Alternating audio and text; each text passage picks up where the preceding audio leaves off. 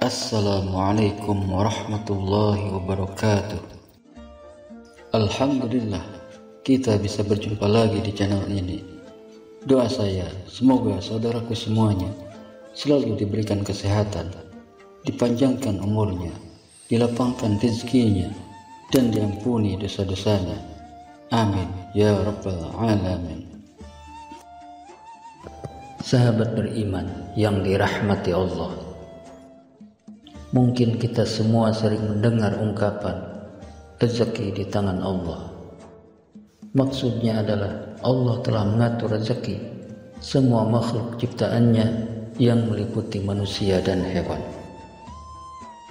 Banyak orang seringkali merasa khawatir saat memikirkan tentang rezeki, apalagi di saat orang tersebut dalam keadaan yang sulit dengan keadaan kebutuhan ekonomi sehari-hari. Terkait hal ini Allah Subhanahu wa ta'ala berfirman, "Wa bis samaa'i rizqukum wa ma tu'adun." Dan di langit terdapat sebab-sebab rezekimu, dan terdapat pula apa yang dijanjikan kepadamu. Quran Surat Az-Zariyat ayat 22. Rezeki yang dijanjikan Allah bukan hanya tentang materi atau uang, tetapi segala anugerah kenikmatan yang dinikmati setiap harinya. Namun ternyata ada sejumlah amalan yang menjadikan orang masuk dalam golongan manusia yang Allah Subhanahu wa ta'ala janjikan rezekinya berlimpah. Yang pertama, orang yang bersyukur. Janganlah kita menyangka bahwa bersyukur itu hanya sekedar pujian dan berterima kasih kepada Allah Subhanahu wa ta'ala. Ketahuilah bahwa bersyukur itu pun menuai pahala, bahkan juga membuka pintu rezeki di dunia. Makna syukur adalah menggunakan segala nikmat yang dititipkan Allah sesuai dengan fungsi yang telah ditetapkan dan diridhoi Allah Subhanahu wa ta'ala. Bersyukur akan diganjar pahala dan rezeki yang berlimpah oleh Allah Subhanahu wa ta'ala. Allah Subhanahu wa ta'ala berfirman, "Wa idz ta'adzana rabbukum la in syakartum la azidannakum wa la in kafartum inna 'adzabi lasyadid." Ingatlah ketika Tuhanmu memaklumkan, sesungguhnya jika kamu bersyukur, niscaya aku akan menambah nikmat kepadamu. Tetapi jika kamu mengingkari nikmatku, sesungguhnya azabku benar-benar sangat keras. Quran Surat Ibrahim ayat 7. Kemudian yang kedua, orang yang gemar bersedekah.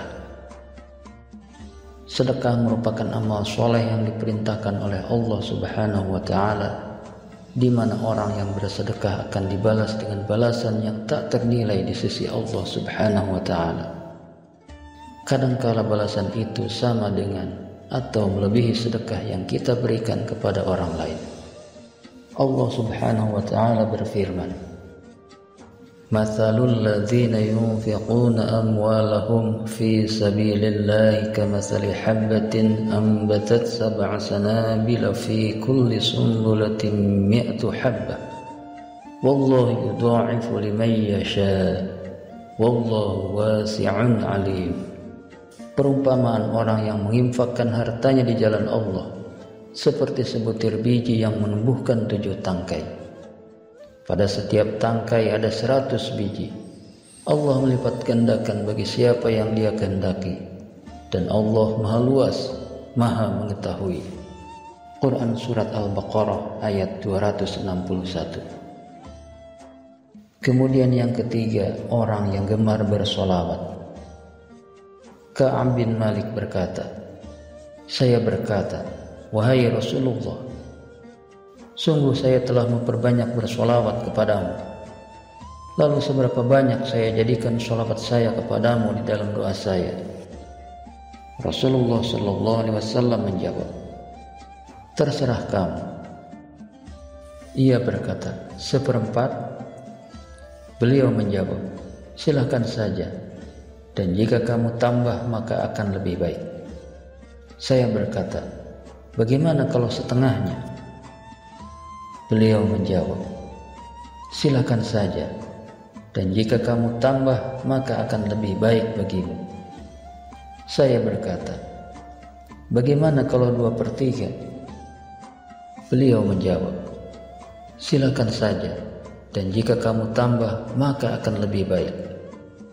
Kemudian saya berkata kembali, akan saya tujukan sholawatku kepadamu pada semua waktu. Beliau menjawab, kalau begitu maka akan dicukupkan semua keinginanmu dan dosamu akan diampuni.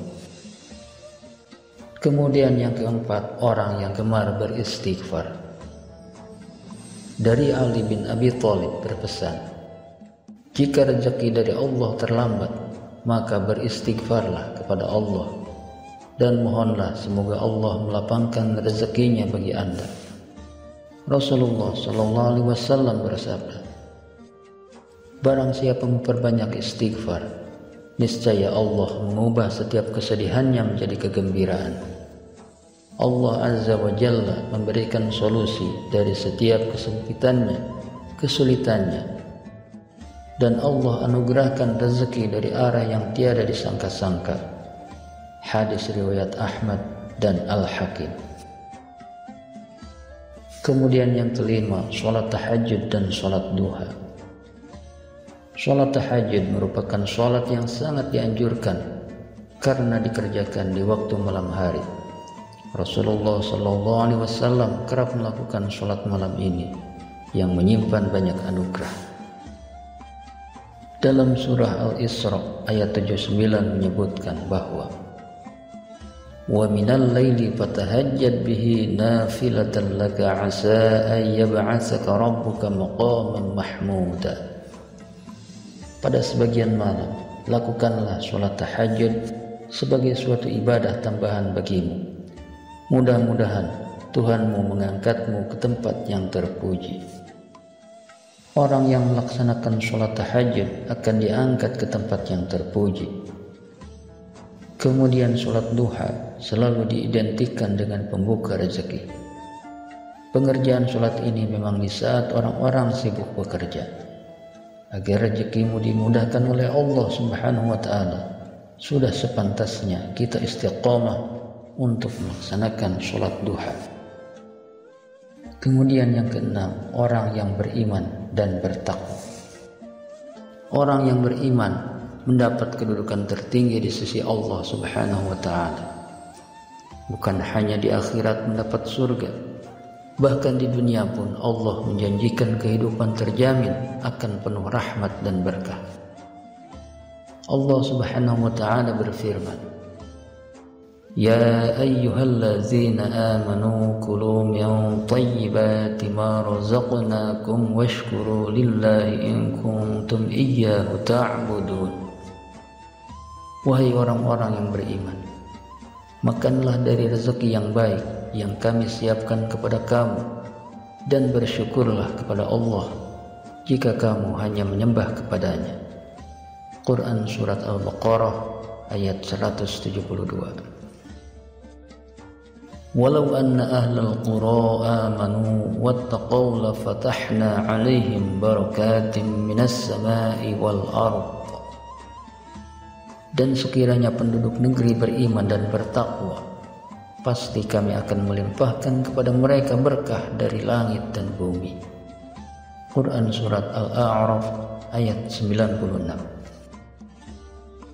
Kemudian yang ketujuh, orang yang berikhtiar. Semua yang diinginkan harus diikuti dengan usaha yang maksimal. Man jadda wajada. Barang siapa bersungguh-sungguh, dia akan mencapai tujuannya. Allah Subhanahu wa Ta'ala berfirman, wa an laysa lil insani illa ma sa'a. Dan bahwa setiap manusia itu hanya memperoleh apa yang telah diusahakannya. Quran Surat An-Najm ayat 39. Ikhtiar merupakan sebuah kewajiban untuk mendapatkan rezeki dan rahmat Allah Subhanahu wa Ta'ala. Itulah manusia yang Allah janjikan rezeki yang berlimpah. Semoga kita semua termasuk di dalamnya. Demikian yang bisa saya bagikan. Semoga bermanfaat untuk kita semua. Amin ya rabbal alamin. Wallahu a'lam bishawab. Wassalamualaikum warahmatullahi wabarakatuh.